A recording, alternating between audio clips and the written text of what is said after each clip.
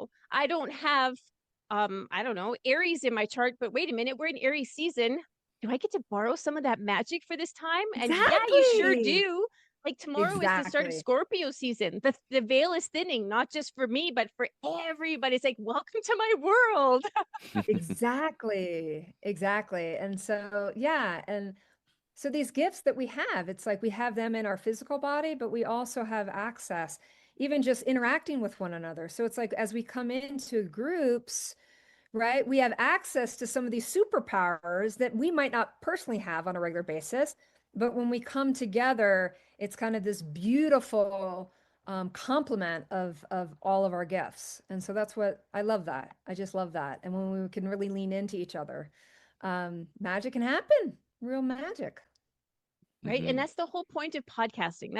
It doesn't even matter if I never make money on it. Although, hey, I'm not saying no to it, right? I'm open to it. But what really is the most valuable thing is that we're showing by example what it is like to be in the energy of people Mhm. who are like-minded, people who can Yeah. complete the gaps.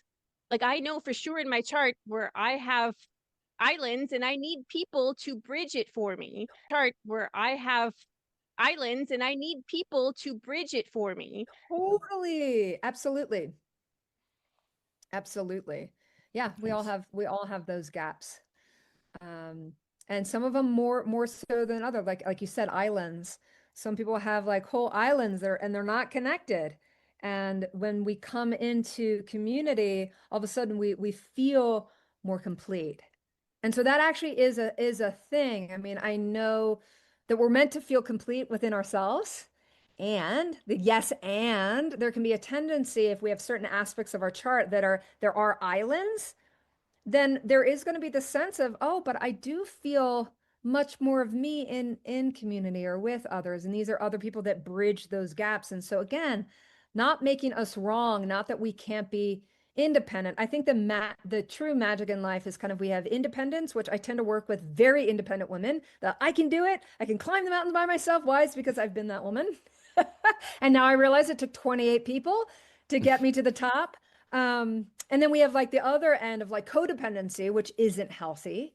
And I think finding that sweet spot of interdependency, we really can do big things together when we lean in, but we got to be willing to be vulnerable too and show our cards, right? Because with our strengths come predisposition of also weaknesses. Yep. Oh, So I think what I'm getting is that I mean, the more information you have, all the different perspectives, the better. Like we have done a lot of the things and human design is new to us, but even that brought new perspectives that made Yeah. me think. And I like anything that takes me within. It's like, where do I feel that? Is that true? And like the Yes. permission slips, right? Now I have permission because it's in my design. Exactly. Exactly. It's so cool. That's So awesome. cool. So I'm going to kind of bring it back, dear, unless you have anything else. no, I was gonna say you should probably ask Kelly the question. All right. So we do Oh, the usually have a question. question that's left by the last guest. However, we did not ask the last guest for a question.